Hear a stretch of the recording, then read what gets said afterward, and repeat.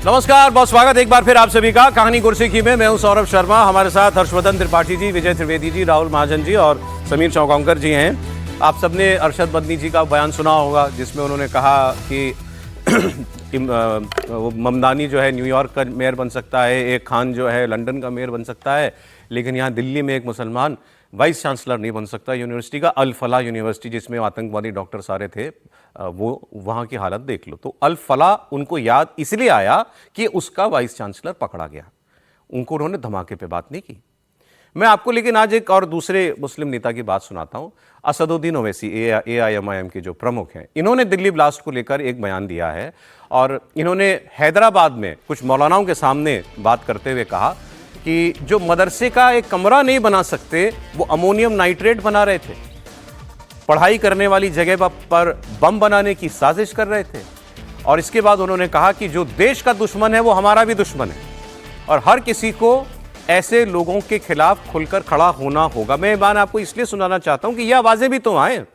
असदुद्दीन ओवैसी की अपनी जो राजनीति है, जो एजेंडा है, वो तो करते ही हैं, वो कर। और उन्होंने इस बयान के आगे पीछे भी किया कि मुसलमान को दोयम दर्जे का नागरिक बनाया जा रहा है, हमको दबाया जा रहा है, आज ये हो रहा है मुसलमान के साथ, मुसलमान की क़यादत नहीं है, लीडरशिप नहीं है, सारी बातें उन्होंने की। लेकिन साथ में ये भी कहा, तो ये आप अपनी राजनीति करें। अरशद मदनी भी जो कहना कहें, करें। उनको लगता है देश में मुसलमान के खिलाफ कोई गलत हो रहा, बोले, आजाद देश है।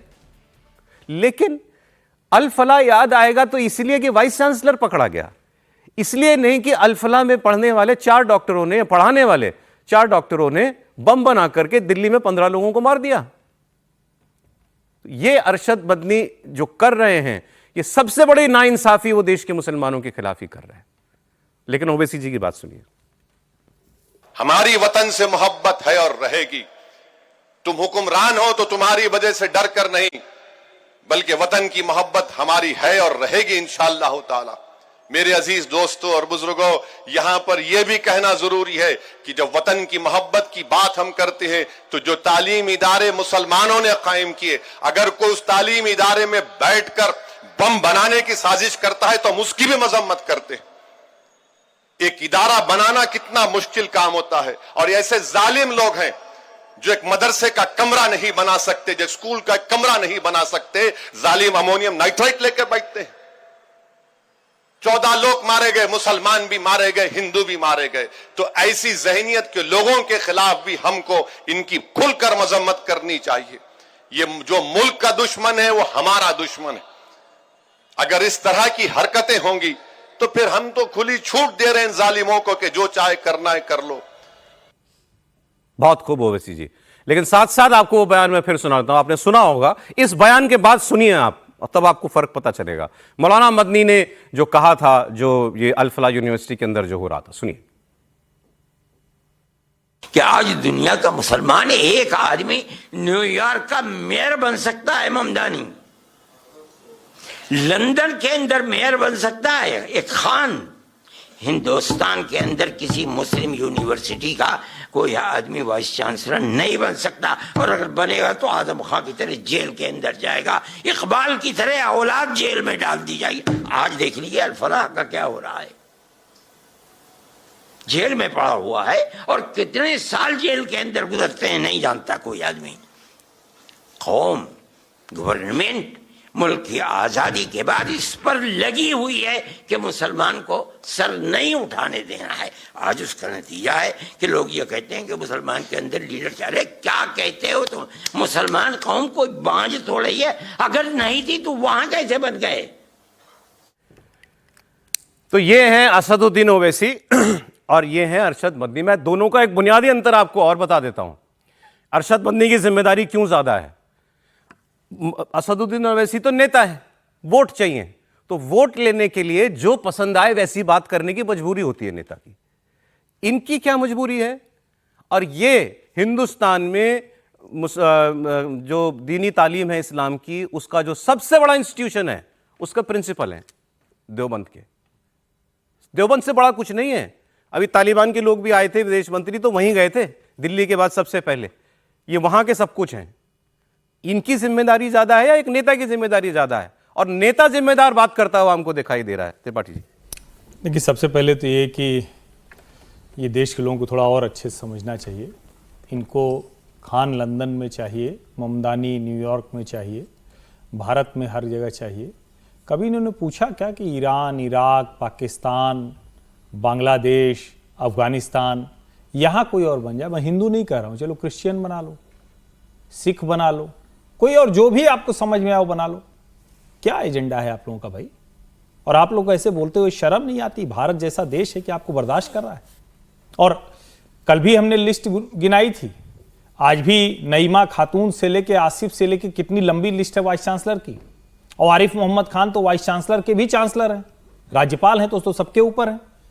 एपीजे अब्दुल कलाम का देश है जहां वो राष्ट्रपति बनते हैं। और इतना मेयर याद आया, कभी मदनी साहब नहीं मिले फिरहाद हकीम से। कोलकाता भाई 4 ही मेट्रो हैं मूलतः भारत के, अब तो ढेर सारे मेट्रो हो गए, कभी नहीं मुलाकात हुई आपकी। इतने आप पूरी तरह से किस खाम ख्याली में रहते हैं, आपको अपने लोगों की ही जरा सी भी चिंता नहीं जी। और जब ये बात आप कह रहे हैं, आप सिर्फ मुसलमान के मन में भारत के प्रति घृणा फैलाना चाह रहे हैं। सच में देखें तो ये देशद्रोही, देश विरोधी बयान है। दुर्भाग्य से हमारा जो लोकतांत्रिक ढांचा है उसमें कई बार हम ज्यादा बर्दाश्त करते हैं, मदनी को भी हम ज्यादा बर्दाश्त। उदाहरण दे रहा था अल फलाह के, उदाहरण कोई और उदाहरण दे देते आप। आजम खान का भी नाम लिया था, आजम खान भी बात करते। अल फलाह को क्यों बीच में लाया? 2 शब्द लेकिन आप ओवैसी जी पे कहना चाहेंगे? नहीं, ओवैसी तो देखिए मैं कई बार कहता हूं, ओवैसी की राजनीतिक लड़ाई है, वो भी राजनीति करते हुए कई बार बहुत एक्सट्रीम पे जाते हैं। ऐसा नहीं कि हर वो बड़े अच्छे रहते हैं, लेकिन अच्छी बात यह है कि जब देश के बड़े मुद्दों पर बात आती है, ऑपरेशन सिंदूर हो, पाकिस्तान से झगड़ा हो, आतंकवाद का मसला हो, ओवैसी उनको बचाने की कोशिश कम से कम सीधे तौर पर करते नहीं नजर आते। कोई कह सकता है कि भाई फलाना में ये, धमाका में ये, उनके भाई नहीं, वो सब चलेगा, लेकिन जब ऐसा मसला आता है तो वैसे ठोंक कर खड़े होते हैं। और हमें ऐसा मुसलमान चाहिए। हमें उस वक्त गुस्सा आता है जब वो गाजा की बात करते हैं, लेकिन जब देश की बात वो करते हैं तो हमें लगता है कि ये ओवैसी ऐसा मुसलमान, देश की बात करने वाला मुसलमान चाहिए। और फिर मैं कह रहा हूं, मदनी जैसे लोगों को हमारा लोकतंत्र बर्दाश्त कर रहा है। सर, अरशद मदनी, असदुद्दीन ओवैसी, 2 बयान। ये अरशद मदनी साहब पर हमने कल बहुत बात की है। तो वो मदनी साहब क्यों कर रहे हैं, ऐसा क्या कर रहे हैं? और वो मैं बार बार कल भी हमने कहा था कि वो मुसलमानों का नुकसान कर रहे हैं। देश का नुकसान तो जो होगा वो बाद की बात है, क्योंकि देश का नुकसान ऐसे होता नहीं बयानों से, लेकिन मुसलमानों का नुकसान करते हैं कि मुसलमान की जो जमात है उसके खिलाफ लोगों में एक नाराज़गी बने। ओवैसी साहब लगातार भले ही वो मुसलमानों की पॉलिटिक्स कर रहे हो, और अभी बिहार के चुनावों में तो बताया कि उनके बिहार के नौजवान मुसलमानों ने, बिहार के मुसलमानों ने उनका साथ दिया तमाम तरीके की जो राजनीतिक कोशिशें थी उसके बाद भी। और वो ऑपरेशन सिंदूर का मसला रहा हो, वो पहलगाम के वक्त की घटना का मसला रहा हो, अभी रहा हो, हमेशा वो हिंदुस्तान के साथ खड़े रहते हैं। हिंदुस्तान के साथ खड़े रहना और मुसलमानों के साथ खड़े रहने में कोई बड़ा फर्क नहीं है, लेकिन मुसलमानों के नाम पर हिंदुस्तान के खिलाफ खड़े होना गलत है। बिल्कुल वो फर्क है अरशद मदनी में और ओवैसी में। तो ओवैसी साहब कभी मुसलमानों की भी बात करते तो उसमें कोई ऐसी बुरी बात नहीं है कि वो उस पर कर रहे हैं। अब हमको अपना तरीका लगता है, उनको अपना तरीका है जुबान का, लेकिन वो हिंदुस्तान के साथ हमेशा खड़े रहते हैं। बल्कि हो सकता है कि उनकी जमात में बहुत सारे लोग इससे असहज हो रहे हों, ऐसे परेशान हो रहे हों कि भाई ये क्यों कर रहे हैं। और उनका जो पॉलिटिकल एजेंडा होगा वो पॉलिटिकल एजेंडा जिस तरह से चलाते हैं चल रहा है। लेकिन अरशद मदनी साहब ने जो कहा वो भरमाते हैं। जिस तरह से उन्होंने कहा कि वाइस चांसलर, वो तो कल हमारे पास प्रोग्राम में टाइम कम था, नहीं तो हर्ष जी और लंबी लिस्ट बता देते कि कितने वाइस चांसलर्स वहाँ पर रहे हैं, नहीं रहे हैं। और मैं तो कहता हूँ इसका कोई मायने नहीं है कि कितनी जगह रहे हैं, कितनी जगह नहीं रहे हैं। ये सब बार बार कहना कि राष्ट्रपति रहे, उपराष्ट्रपति रहे, मुख्यमंत्री रहे, गवर्नर्स रहे, सर एक तो इनके बयान में मुझे लगता है बहुत बारीकी से शब्द भी ढूंढने चाहिए। इन्होंने क्या कहा, आजादी के बाद से सरकार ने मुसलमानों का सर नहीं उठने दिया। ये मतलब आजादी के बाद का मतलब क्या है? उसमें वो कांग्रेस की सरकार भी हो, सारी सरकार को, तो फिर वो क्या कह रहे हैं? मैं खुलकर कहूं आपसे, वो क्या कह रहे हैं? वो कह रहे हैं इस देश के हिंदुओं ने इस देश के मुसलमानों को कभी सर नहीं उठाने दिया। इस देश में ये कह रहे हैं सर, देश में राष्ट्रपति बने, राज्यपाल बने, मुख्यमंत्री बने, उपराष्ट्रपति बने, सब मुसलमान बने देश में। वो तो फैक्ट, वो कह रहे हैं इस देश में हिंदुओं ने कभी मुसलमानों को सर नहीं उठाने दिया आजादी के बाद। वरना ये आजादी से के बाद से कहने का क्या मतलब था? यदि वो ये कहते कि ये सरकार नहीं करने दे रही तो 10 साल से नहीं करने दे रही, या जब से बीजेपी की सरकार आई, नहीं ये नहीं। अब आगे और सुन लीजिए, फिर वो ये कहते हैं कि इस देश के अंदर जो है खूबसूरती, जो सबसे बड़ी खूबसूरती थी, हमारा भाईचारा, हमारा प्यार, वो इन दिनों खत्म कर दिया गया है। और वो 1300 साल के खूबसूरत दिन वापस लाने होंगे। कौन से 1300 साल हैं ये? 1300 साल मतलब जब से देश में इस्लाम आया, वो 1300 साल को चाहिए। उस 1300 साल में कौन सा प्यार था देश के अंदर? सुनिए। वो प्यार और मोहब्बत की दौलत खत्म हो गई, इसलिए कि ऐसे अफराद मुल्क के अंदर पैदा हो गए जिनकी बुनियाद ही मजहब की बुनियाद के ऊपर, नफरत के ऊपर रखी हुई है। इसे चीज नहीं होती है। अल्लाह ताला मुल्क के अंदर प्यार और मोहब्बत की वो जो 1300 साल की तारीख है उसे फिर जिंदगी अता फरमा दे, और हमारा मुल्क जिस तरह से खैर बरकत रख करके चल रहा था, खुदा करे ये मुल्क फिर प्यार और मोहब्बत के साथ चले। तो 1300 साल वाले प्यार मोहब्बत की वाले दिन चाहिए, और अब वो प्यार मोहब्बत के दिन खत्म हो गए। अभी कह रहे थे आजादी के बाद से मुसलमानों को कुचला जा रहा है, लेकिन उसमें प्यार मोहब्बत भी थी। 1947 में भी प्यार मोहब्बत थी, जब मुसलमानों ने देश से अलग मुल्क मांग लिया, तब वो भी बड़े प्यार मोहब्बत का ही इजहार किया जा रहा था। जब देश का बंटवारा किया गया तब भी प्यार मोहब्बत थी। जब देश में मोहम्मद गौरी, मोहम्मद बिन तुगलक आया, दिल्ली सल्तनत भी रही, बाबर भी आया, वो भी बड़ी प्यार मोहब्बत के दिन थे। क्या है, मतलब ये दिल में जो है वो निकल रहा है और कुछ नहीं है। राहुल जी देखिए, ये 1300 साल की जो बात कर रहे हैं वो है जब मुग़ल यहाँ पर आए, उन्होंने आक्रांता थे, उन्होंने यहाँ पर कब्ज़ा किया पूरी ज़मीन पे, और यहाँ के हिंदुओं को मुसलमानों में चेंज किया। अब ये अगर सोच है किसी व्यक्ति की, तो फिर तो मतलब प्यार मोहब्बत तो क्या कुछ भी नहीं हो सकता है। अगर आप ये सोच रहे हैं कि आप जो हैं वो भारत पे, हिंदुस्तान पे कब्ज़ा कर लेंगे, यहाँ पर आप शरीयत लाएंगे, तो ये सब जो है वो चलने वाला नहीं है। ऐसे लोगों की जिम्मेदारी बहुत ज़्यादा है जो इन ओहदों पर बैठे होते हैं और ऐसा इंस्टीट्यूशन चला रहे होते हैं जो मुसलमानों में बहुत ज़्यादा माना जाता है, और वहाँ के लोग अगर इन बातों को सुनेंगे तो क्या उससे क्या निकल के आएगा, आप खुद ही सोच सकते हैं। आप ओवैसी जी की बात सुनिए, वो बात कह रहे हैं जो कि मुसलमानों की कौम को कहनी चाहिए, क्योंकि उनकी कौम से उनके लोग जो हैं, उनके बच्चे जो हैं आतंकवाद में आ रहे हैं। और ऐसे में अगर ओवैसी साहब ये बात कहते हैं कि हम जो देश का दुश्मन है वो हमारा दुश्मन है, तो वो सही संदेश जाता है। जो ये मदनी साहब बात कहते हैं वो ये कहते हैं कि नहीं, हमें जो इसका मैं अगर इसको सोचूं कि क्या वो कहना चाहते हैं कि मुसलमानों का अधिकार होना चाहिए यहाँ पर पूरे देश में। 1300 साल में कई सैकड़ों साल मुसलमानों का राज होना चाहिए। आप अंग्रेजों का काल हटा दें तो कम से कम पूरे उत्तर भारत में तो मुस्लिम शासन था ना, वही थे वो 1300 साल, जहां समीर जी, और उसको वो भाईचारा और प्यार बता रहे हैं। देखिए, जिस तरीके से मदनी के मन में जहर भरा और वो कह रहे थे कि आज़ादी के बाद से मुसलमानों को सर उठाने की अनुमति नहीं दी जा रही और मुसलमानों के साथ दूसरा नागरिक बना के रखा जा रहा है, उसी भारत के अंदर संघ प्रमुख मोहन भागवत सार्वजनिक रूप से बयान देते हैं कि हर मस्जिद के नीचे शिवलिंग देखने की जरूरत नहीं है। मोहन भागवत जी ये बयान देते हैं तो किसके लिए बयान देते हैं? कि मुसलमानों के लिए, इसके फेवर में ही एक प्रकार से बयान के रूप में देखा जाता है। मदनी साहब लगातार इस बात का जिक्र करते रहे और ऐसा नहीं कि पहली बार बयान दिया है, इन्होंने हर बार इस तरीके से बयान दिए जिससे समाज के अंदर हिंदू बना मुसलमान का एक माहौल तैयार हो। युवा मुसलमानों के मन में जहर बनने की कोशिश करते हैं कि देखिए आप जिस हिंदुस्तान में रह रहे हो उस हिंदुस्तान में आपके साथ कैसा व्यवहार किया जा रहा है। वो तो ओवैसी का धन्यवाद अदा करता हूं कि ओवैसी तमाम राजनीतिक विरोध के बाद भी जहां सच होता है वहां सच बोलने की हिम्मत करते हैं। मुझे लगता है यही कारण है कि केंद्र सरकार ने ऑपरेशन सिंदूर के बाद ओवैसी को जो प्रतिनिधिमंडल भेजा था उसमें ओवैसी का चयन किया और ओवैसी वहां पर जाकर देश का पक्ष रखकर आए। लोकसभा में उन्होंने ऑपरेशन सिंदूर का जिक्र करा और देश का पक्ष रखा। तो मुझे लग रहा है कि मुसलमानों को ओवैसी की बात सुननी चाहिए कि राजनीति अपनी जगह, लेकिन जब देश की बात आती है तो ओवैसी जैसे देश के साथ खड़े वैसे हर मुसलमानों को देश के साथ खड़ा होना चाहिए। लेकिन अरशद मदनी अकेले हों इस सोच में, ऐसा नहीं है, उनको खूब समर्थन मिल रहा है। कल भी आप लोगों ने उस पर डिस्कशन किया था। अब मैं एक जी 2-3 लाइनें में बोल दूं। जी जी, बाबर से शुरू करें, चंदेरी, संभल, अयोध्या जो बाबरी मस्जिद बनाई, हजारों लोगों का नरसंहार करा दिया, जहांगीर गुरु अर्जुन देव की हत्या करा दी, औरंगजेब कितने लोगों को मरवाया उसका कोई हिसाब नहीं है, वो तो क्रूर शासक मारा जाता है। लेकिन जो शाहजहां था वो शाहजहां ने भी बुंदेलखंड में हजारों लोगों की हत्या करवा दी।